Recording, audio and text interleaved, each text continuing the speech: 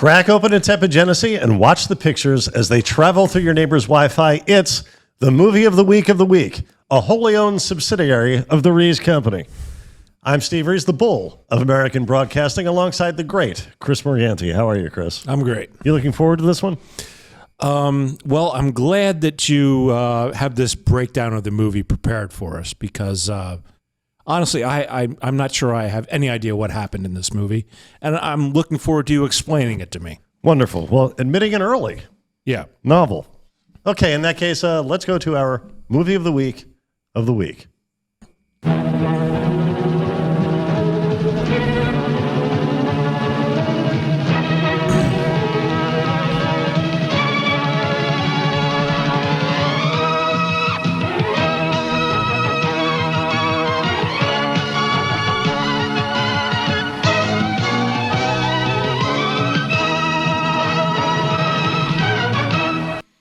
Our movie of the week this week is Murder at the World Series. It debuted on March 20th, 1977 on ABC. And it starts with a title card that we're going to see. And it doesn't have to be on the screen very long, Jim. But this title card, as you can see, it emulates a scoreboard. And it reads, in part, "The motion picture you are about to see is a work of fiction. It does not reflect the opinions, attitudes, or policies of the Houston Astros." So, Chris, the Astros wanted to distance themselves from the subject matter. And I guess because, after all, this film is called Murder at the World Series, not Theft of the World Series. Good point. But it features the Astros a lot. Yeah, they're very prominently featured in this. So because of that, I thought we'd do something a little different tonight. I have a baseball bat here, and I also have a trash can. So I figure we'll signal producer Jim to move on to each next clip by banging on a trash can with a baseball bat, Houston Astros style. A tribute to their stolen, was it 2019? Maybe 2017? I could be wrong. Somewhere around there. World Series championship. Yeah. And in addition to the one that they... well, let's not talk about the one from 2 years ago. The less said, the better. Well, as we join the motion picture, a young man who's played by Bruce Boxleitner. And last week we had, William Devane. And he was someone who I said, I'm surprised we've not discussed one of his films before because he's done so many of these. Bruce Boxleitner is another case of that. Oh, he's done a lot of these? Yes, I'm surprised he has not appeared in any of the ones we've discussed prior. I only know him from... Babylon 5, which I was a big fan. He was the main character there. It's taken away a little bit of my fandom after seeing this, but whatever. All right. Well, Bruce Boxleitner, he's watching the tail end of a World Series game. So let's see what he gets up to as the game concludes.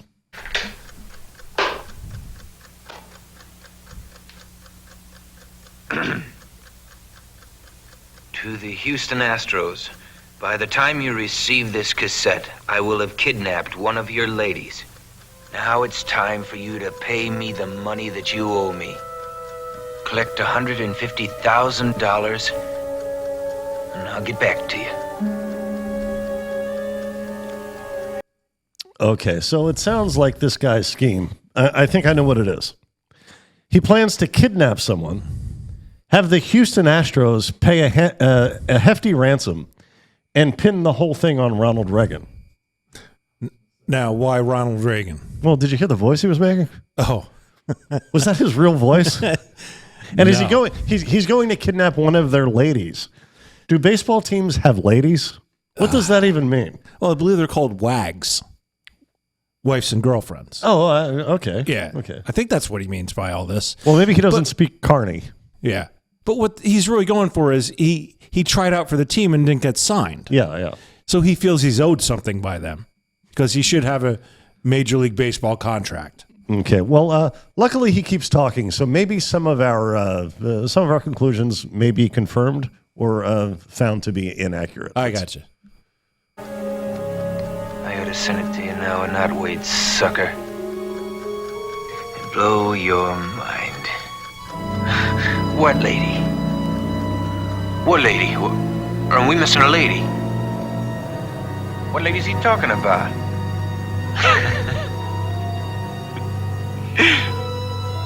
And who do we owe money to? Why does he say we owe him money?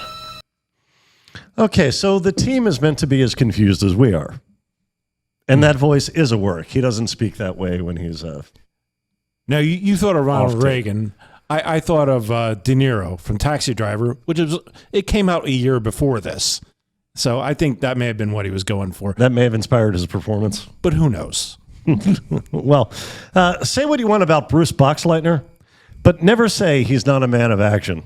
Okay. At a training session leading up to Game 6, the Astros are playing the A's in the series. Oh, okay. Bruce sees a chance, and perhaps to Steve Winwood's morbid delight, he takes it.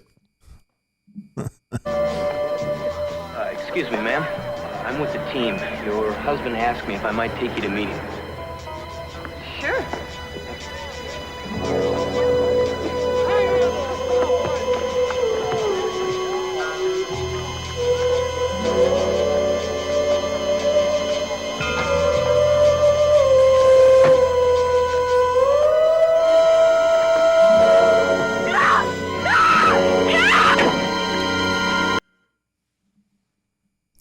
It was that easy to kidnap women back then, I guess. Yes, it was extraordinarily easy.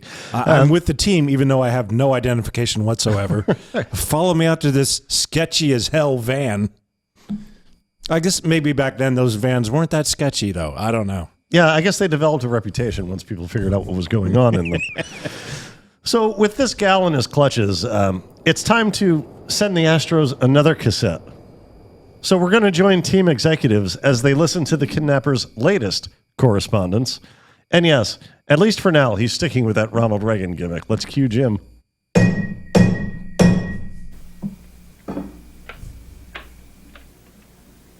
Houston Astros. By the time you receive this cassette, I will have kidnapped Frank Gresham's wife. Collect $150,000 and I'll get back to you with instructions.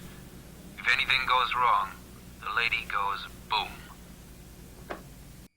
Hello, the Astros? Okay, so now the wheels are turning. All he has to do now is hang out with this pitcher's wife until the Astros pony up the dough. Practically foolproof, easy money, and everybody goes home. So while we wait for this windfall to come into Bruce's life, let's watch the news with Bruce and his captive. Thank you, Brad. The Astros are in the news, but not because of their playing. It appears an ugly hoax was perpetrated this afternoon when the team front office received a ransom demand for the wife of one of the players, who was reportedly kidnapped. Investigation rapidly proves that the woman, indeed all members of the Astro families, were well and accounted for. A foul joke. Meanwhile, the team took a light practice today at the junior college after... Yeah, this whole thing was a case of mistaken identity. Sure. This woman has no affiliation with the Astros. She just wanted to meet the players. Yeah. So she went along with Bruce when he walked her out of the practice facility. Yeah, it explains why his ruse was so successful. Because she was, if she had really been with a player, she'd be like, who are you again? But yeah. Yes. And now this kind of setback might break a kidnapper of lesser resolve. But Bruce Boxleitner is a man of principle. And he lives by a motto, and that motto is, when life gives you lemons, continue trying to extort the future tenants of Minute Maid Park. Are we already sick of this? Because I think I am. Okay, well, you can abandon it. All right. Okay, so you know I got the wrong chick. But I don't care. I've got someone. And I'm sending a jacket to prove it. And to show you that I'm a nice guy, I'm reducing the price some. I want $50,000 before the end of the game tomorrow. And no police. If I see one, I'll just go away. And so will the girl. In little pieces. Yeah. Are you following this, Chris? Yeah. You see, he still wants ransom money because he owns a lady's jacket. Yes. Yes. Yes. You know, it's occurred to me, I also own a lady's jacket. So yeah, I can see that.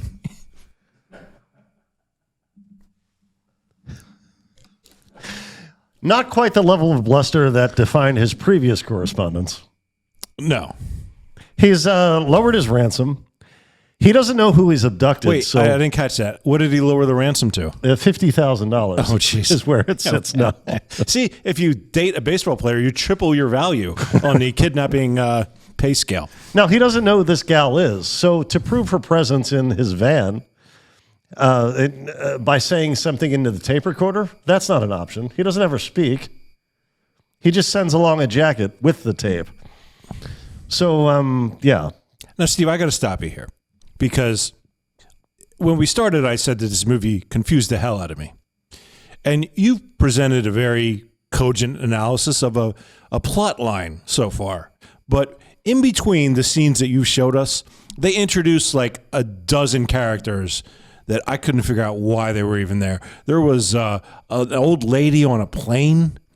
I don't know why she was there. She was just apparently a baseball fan. She won a contest to attend the World Series. Right. So they fly her out on the club's plane. I don't know. And there was a governor. Doesn't the governor show up at some point? He is. He has no pivotal role, but he is represented. There's some other old lady with white hair. By the end, I still have no idea who she is or why she's there. I can tell you who she is. I was going to do this later, but we can do it now. We don't have to do it now. No, we should do it now because I can tell you who this old lady is. That old lady is Janet Leigh. Okay. The actress. Motion Janet picture Leigh. legend. Yeah. Janet Leigh. Yeah. And she's in this film almost as an afterthought. It makes no sense. It's a glorified cameo. She plays a front office woman whose only purpose in this film is to be diagnosed with colon cancer. Oh. So she's so inspired by the way this film resolves that she decides to seek treatment for colon cancer, which should be a no-brainer for anybody with colon cancer. I think I'm going to let it ride on this one. Yeah, you get treatment. Right. Is what happens. Right. Yeah. So kind of a waste of a legendary actress, in my opinion. Yeah. And also, as you said, there are many characters shoehorned into this, subplots forced into the main script that didn't really belong there. They add nothing. So, right. Yeah. Right. Now, Bruce sends along that tape along with the jacket. And Steve, I'm sorry to keep interrupting you. Sure. What about the people? Are we going to see the AMC Pacer? No, we're past that. There are people in the opening credits, I guess. So who are the people just married, spray painted on the side of an AMC Pacer? That is one of the Astros and his wife. Okay. All right. It was a Pacer and not a gremlin, right? It was a Pacer, yeah. Okay. Yeah. All right. So the only thing Bruce proves here by sending that jacket and claiming he has a woman is that Ray Bolger isn't the only scarecrow who doesn't have a brain. And there are many examples of that to come. In fact, you'll start to wonder if the Bruce Boxleitner role was intended for Don Knotts. So, holed up in Bruce's van, he and his mystery captive, they get acquainted. Why are you doing this? Because they owe me. Because they think I'm a nobody. And this proves you're a somebody? I don't see that. Yeah, well, maybe you just don't know. Maybe you don't know what it's like to be told by someone that you look up to that you're worthless. That you're never ever going to be as good as the rest. And maybe you just don't know how that makes a person feel.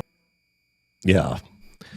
So, as you pointed out, Chris, he did want to play pro ball with Houston. He had a brief tryout, but he was quickly cut from the roster. Yeah. And I'm guessing that's because he showed up with lacrosse equipment. Thank you for helping me. So far, I am all right. But please do exactly as I say. Put the $50,000 in the briefcase that was delivered with this cassette. Have your representative carry the case and the enclosed automobile keys to a light blue rental car, which is parked in section N4, stall number 17. In the car, he will find a new cassette with further instructions. Yeah, the further instructions, as mentioned, are to leave the briefcase in a car outside a downtown hotel. And as you saw, a team representative actually does comply with his demands. So it's all about to pay off for Bruce. Now, before we go on, is that when you said the lacrosse equipment, that's when you meant to go to the next scene? Yeah, that's fine. Or did you have more? No, I mean, I did, but it's all right. Okay. But it wasn't a joke or anything pivotal. But see, you weren't ready to go. See, we need to reinstitute. Okay, see, we need to reinstitute it because Jim jumped the gun on that clip. Jumped the gun because went into business for himself over there. Yeah. Okay, understood. So the Houston representative, he has to leave the car outside a downtown hotel. He's complying with the demands, and it's all about to pay off for Bruce. Now, this gal... So the money's inside a car? It is. So does he get the car and the money? Well, we're going to find out together. Oh, okay. This woman will also gain her freedom. Actually, the car is rented. Well, see, that's how they get you. They got tracking chips and those things. So the woman gains her freedom. It's almost as if he doesn't know what he's doing. Yeah, well, you'd be surprised at the level of ineptitude this cat displays. So it should be a win-win. As Bruce gets ready to retrieve the cash, he and the lady discuss the future. How much longer now? What will you do with the money? I don't know. I never thought about it much. I guess just proving I could do it was reason enough. You're going through all this, risking your life, and you don't know why. What do you care about my life? Did they hurt you in some way? I mean, was it the baseball team who said you'd never amount to anything? Is that what this is all about? Well, at least they were strangers. All I said was I hadn't thought about the money much. Why would you? Oh, I don't know. I guess I'll go somewhere and do something. You want to come along? I think I'll go back home. Make peace with my father and try again. Try what? Just try again. Yeah. Okay. Is this reverse Stockholm syndrome going on here? Potentially. So everyone here has dreams that are as big as they are vague. So after moving the van to another location closer to the Astrodome, Bruce has only one more piece of business before collecting his riches. He straps a time bomb to the gal, a development which we could safely say she's not best pleased regarding. Please, please! You listen to me? Just listen once. Listen. Now, I promised them. I promised the club. I promised myself. And if I chicken out now, then they were right about me. Now, listen to me. Will you please listen to me? Please. There is going to be plenty of time.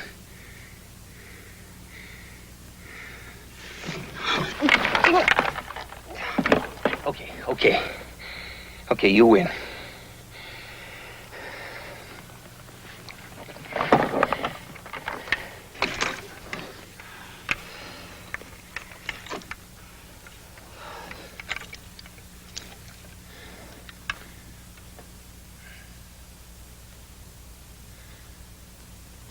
On.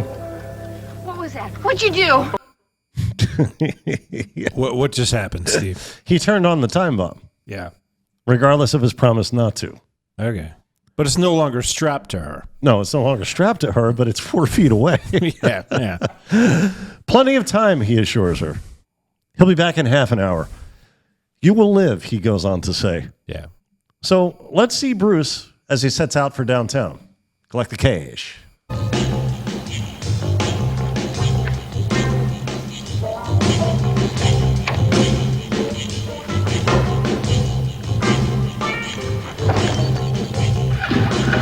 Oh, boy.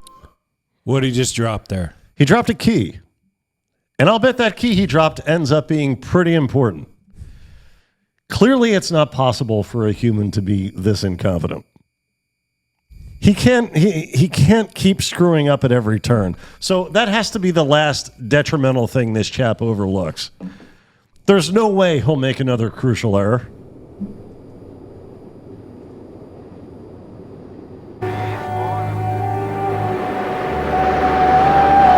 Oh, boy. Oh, no. Unbelievable. Yeah. Yeah, if you're going to park a car with a hostage and a time bomb, probably park legally. Yes. Yeah. Yes. Obey all municipal Laws. Laws. Yes. Yeah. Yes. So that key he dropped goes to the car containing the briefcase full of cash. The money is right there, Chris. Oh, that was the key to the ransom car. Yeah. But he can't get the money. Well, I mean, went in for a penny, in for a pound. I say smash the passenger side window and take the briefcase, but... Well, he doesn't want to attract any negative attention, but he does anyway when he tries to jimmy the door open, and a passerby happens to have a vested interest in people not doing that. Having trouble, son?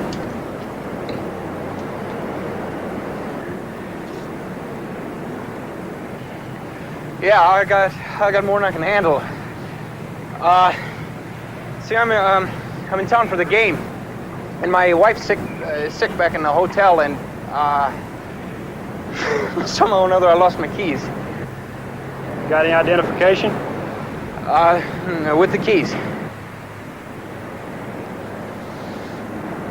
What's in the briefcase? Papers. I brought some work along, you know.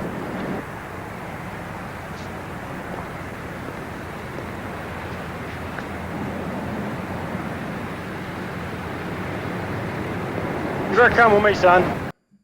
Yeah. Yeah.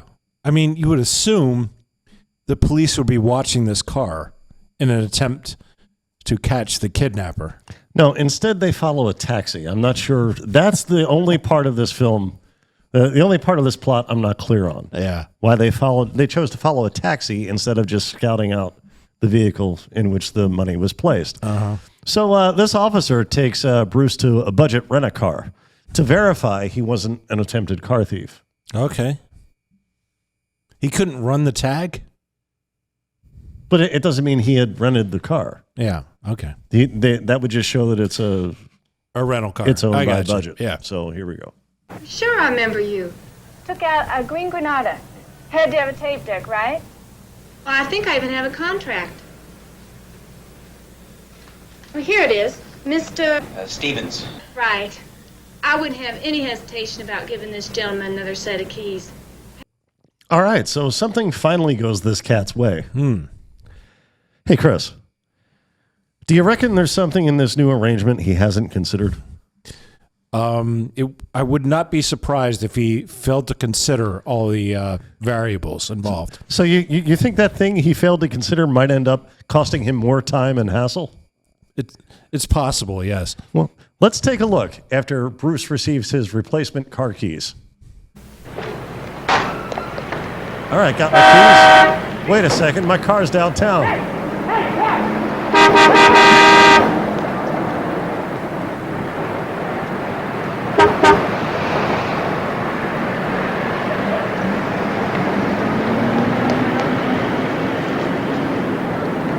Hey, you got another car I can have quick?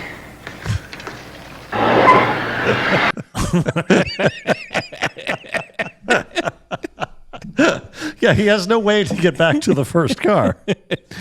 So with a new set of wheels, he heads instead first toward the van. He finds it, but not where he left it.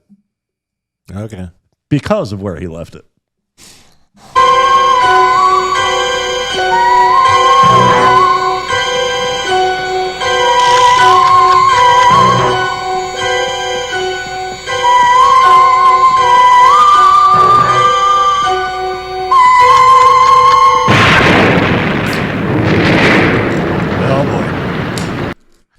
Yeah. The lady in that van, Chris, is having a better day than Bruce. So the authorities, they now have a suspect, strangely, because of the jacket. I'm sorry. Oh, the jacket he mailed in. They're able to identify who the woman is because of, and through, I forget how they narrow down the suspect.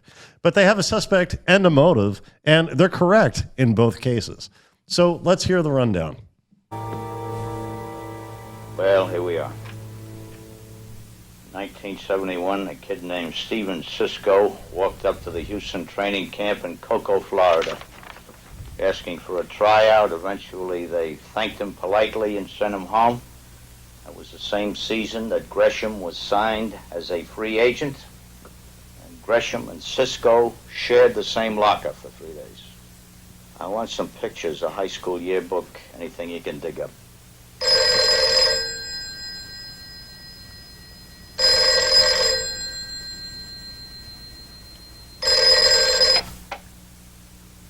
Yeah. Hey, can I have another $50,000? 25? So, knowing the law is on his tail, Bruce doubles down. He threatens to take himself down at the packed Astrodome and to take others with him. At the World Series, remember? Yeah. And a pivotal game, a potential series ender. Yeah. So the cops... It's a good thing that the Astros weren't in the basement that year. Otherwise, they may have used this as some kind of, promotion for nickel beer night or something. The cops are prepared. They know he's on his way and he means trouble. So they have dogs to sniff explosives. Oh, sure. And each officer is carrying... that was not typical in 1977. Right. No, we see that all the time. Yeah. We see that at Target. So they have the bomb-sniffing dogs. They have... each officer is carrying a picture of Bruce so that he can't get by. From his high school yearbook. Yeah, so he can't get through the gate, but he slips in anyway. As the game ends with Houston crowned world champions, Bruce makes a move to kidnap, this time an actual wife of an Astro. Sure. And as he closes in on her, detectives close in on him. See, he probably has a good plan for that, though, right? Oh, you would think. Yeah, like he's not just going to spur of the moment grab some wife or girlfriend of a Houston Astros player. You got to plan that out. Right. Yeah. Right. Let's see this in action.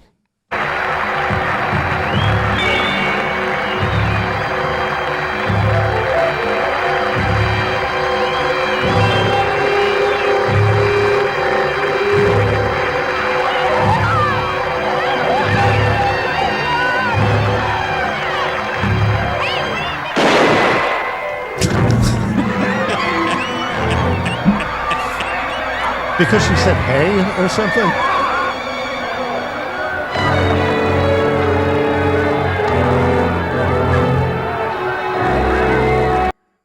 Now, Steve, you said, why would he shoot that lady? But here's the thing.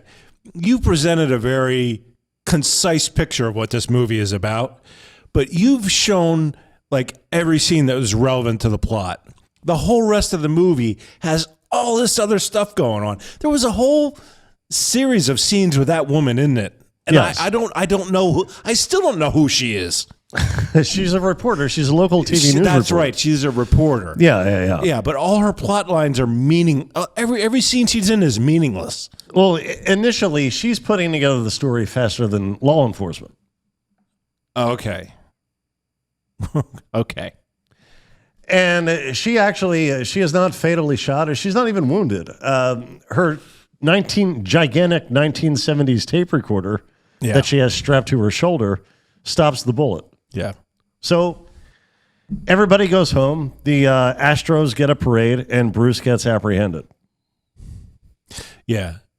Well, until a few months later, when the commissioner looked into this.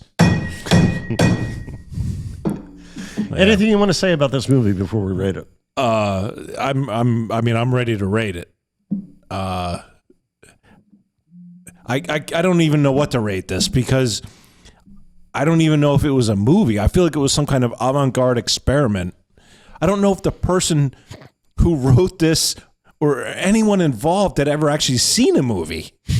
It's a random collection of film. I don't know what we're.